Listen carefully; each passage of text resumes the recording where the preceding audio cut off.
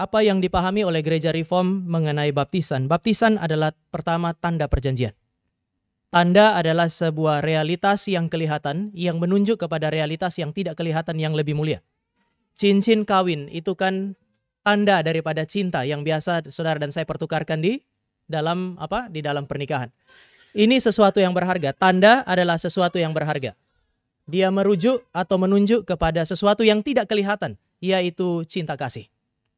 Sama, baptisan adalah tanda. Air itu hanya air hadir di dalam kehidupan kita sebagai tanda. Tapi dia mau merujuk kepada sebuah realitas yang jauh lebih berharga, yaitu persekutuan dengan Kristus. Semua orang yang dibaptis menerima tanda bahwa mereka telah dipersekutukan dengan Kristus dan menerima banyak sekali benefit, banyak sekali anugerah di dalam persekutuan dengan Kristus itu, yaitu pembenaran. Kebenaran Kristus diberikan kepada mereka dan Kristus telah menanggung dosa mereka di atas kayu salib. Baptisan menggambarkan mengenai karya Kristus yang menghasilkan pertobatan di dalam kehidupan saudara dan saya dan pengampunan yang Allah berikan. Penyucian yang Allah terus-menerus kerjakan di dalam kehidupan kita. Ini tanda yang pertama. Dia menandai persekutuan dengan Kristus dan segala anugerah yang Allah sediakan bagi saudara dan saya di dalam Kristus. Tapi yang kedua, baptisan adalah tanda bahwa orang yang dibaptis sekarang bersekutu dengan tubuh Kristus di dalam gereja lokal di mana dia dibaptiskan. Maka nanti setelah anak-anak ini dibaptis, bersama dengan orang tua mereka akan diperhadapkan kepada jemaat. Dan saya akan bilang kepada jemaat, terimalah anak-anak ini sebagai anggota daripada gereja ini. Mereka bagian dari saudara dan saya. Ini adalah makna pertama dari baptisan. Baptisan adalah tanda perjanjian. Yang kedua, baptisan adalah meterai. Meterai itu menandai sah atau tidaknya sebuah dokumen. Kalau ada ijazah, mesti ada stempel di situ. Biasanya di ijazah kemudian mengatakan orang yang menerima ijazah ini berhak untuk menggunakan gelarnya dengan segala konsekuensinya. Lalu kemudian ditempelkanlah, dikasih stempel sebagai meterai.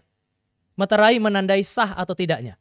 Artinya baptisan adalah meterai, berarti anak-anak ini atau orang dewasa yang dibaptis adalah mereka yang sah menerima berkat perjanjian yaitu persekutuan dengan Kristus. Dan segala benefit yang ditawarkan. Mereka sah sebagai bagian dari anggota gereja yang sejati. Tetapi meterai itu kan ada yang sah, ada yang nggak sah. Iya kan ya Bapak Ibu ya? Makanya kita kalau sekarang ada dokumen mesti meterai yang 10.000. Yang 5.000 nggak sah. Gitu ya. Jadi meterai itu sah atau tidak. Nah berdasarkan keyakinan Kristen sah tidaknya.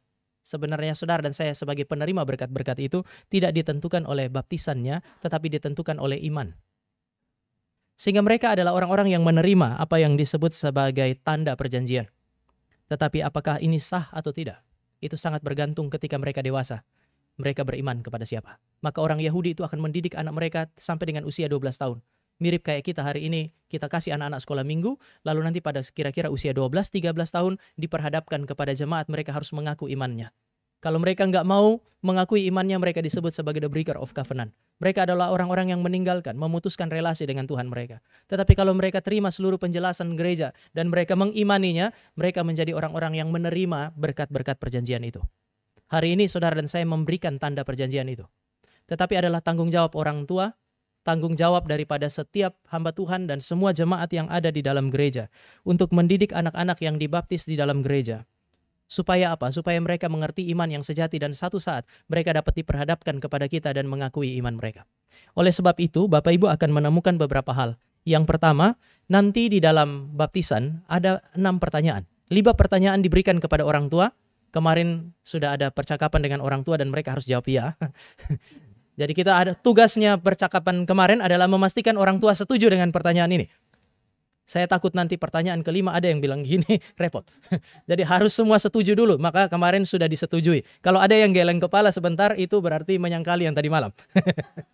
Tetapi ada pertanyaan yang keenam, yang Bapak Ibu mesti perhatikan dan Bapak Ibu jemaatlah yang akan dibaptis. Entah itu opung, entah itu oma opa, entah itu jemaat yang tidak ada relasi keluarga. Saudara punya tanggung jawab untuk menjawab pertanyaan yang keenam. Pertanyaan yang keenam itu berkata demikian. Apakah Anda berjanji, maksudnya Bapak Ibu, saudara-saudara, untuk turut bertanggung jawab di dalam menolong orang tua mendidik anak ini di dalam Tuhan?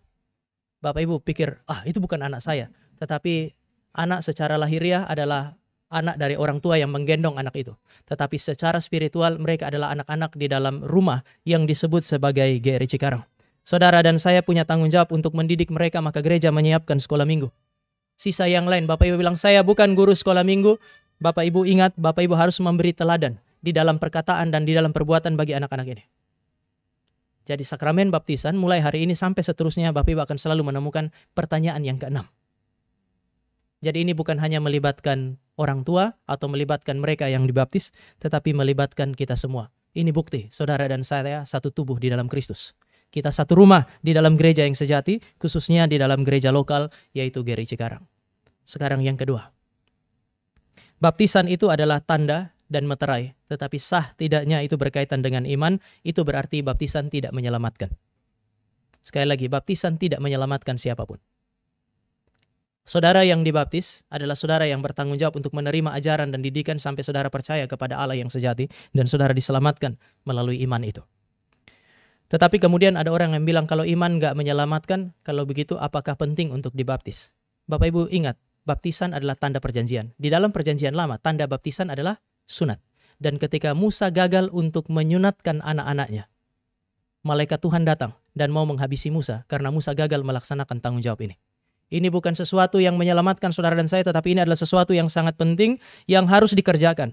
Tanda perjanjian lama adalah sunat, yang di dalam perjanjian baru diganti menjadi baptisan. Maka setiap orang tua itu punya kewajiban untuk membawa anaknya. Untuk apa? Untuk diserahkan kepada Tuhan dan kemudian dibaptis. Kepada saudara-saudara yang punya kecenderungan untuk membaptiskan jemaat dewasa, GRII tidak menolak baptisan dewasa selama dilaksanakan di dalam nama Allah Tritunggal. Tetapi pada saat yang sama, gereja GRII percaya bahwa ini adalah tanda perjanjian yang harus diberikan kepada anak-anak sejak masa kecil mereka, sebagaimana sunat diberikan pada hari yang ke-8. Yang terakhir adalah kita mempertanggungjawabkan baptisan anak-anak. Bukan hanya karena ini adalah tanda perjanjian yang menggantikan tanda sunat. Tetapi juga kita percaya bahwa anugerah itu mendahului respon saudara dan saya. Sebelum anak-anak ini berespon dengan iman, mereka telah menerima tanda anugerah, tanda perjanjian itu. Sehingga mereka punya hak, punya kewajiban untuk taat kepada Allah sesuai dengan kebenaran firman Allah. Tapi yang ketiga, seringkali orang yang menolak baptisan anak-anak menggunakan kata baptiso atau baptisein. Baptiso atau baptisein, kita harus jujur, itu berarti diselamkan atau dibenamkan. Sehingga ada orang bilang, kalau begitu baptis harus diselamkan atau dibenamkan. Tetapi Alkitab misalnya, Bapak Ibu di dalam Markus pasal yang ke-7 menggunakan kata baptiso, baptisein, bukan untuk orang-orang yang dibenamkan.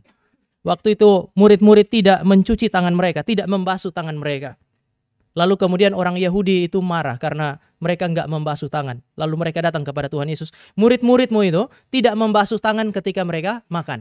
Lalu Markus itu menjelaskan kenapa orang Yahudi marah. Dia pakai dua kata yang lain. Karena orang Yahudi biasa membersihkan diri mereka. Setelah mereka pulang dari pasar, mereka akan membersihkan diri mereka, baru mereka makan.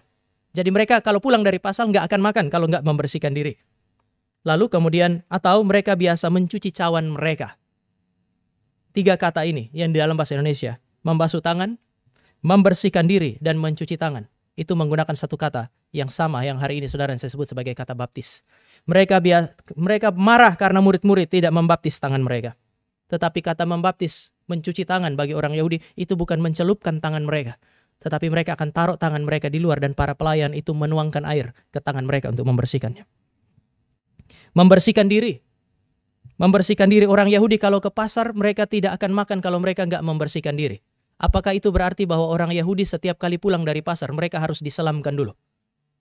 Kalau dia harus masuk rumah dia harus diselamkan terlebih dahulu, maka setiap teras rumah orang Yahudi mesti ada kolam. Tapi saudara dan saya sampai hari ini nggak menemukan tradisi itu. Yang ketiga, mencuci cawan. Bagi orang Yahudi persis seperti cara mereka mencuci tangan. Dibasuh. Disiramkan airnya untuk dibersihkan. Maka kata baptis tidak harus selalu berarti secara hurufiah saudara dan saya menenggelamkan atau kemudian saudara dan saya membenamkan seseorang. Dan yang paling jelas saya kira di dalam cerita yang dikatakan oleh Paulus ketika orang Israel keluar dari Mesir, mereka dibaptis di dalam awan dan di dalam air. Saya mau tanya, jika dibaptis berarti dibenamkan, ketika orang Israel keluar dari Mesir, siapa yang dibaptis oleh Allah? Israel atau Mesir? Kalau harus ditenggelamkan, maka Paulus harus bilang orang Mesirlah yang dibaptis oleh Allah karena mereka tenggelam di dalam laut. Tetapi orang Israel tidak mengalami itu. Jadi saudara, kami mempertanggungjawabkan apa yang kami lakukan secara etimologis maupun berdasarkan prinsip-prinsip iman yang ada di dalam Alkitab.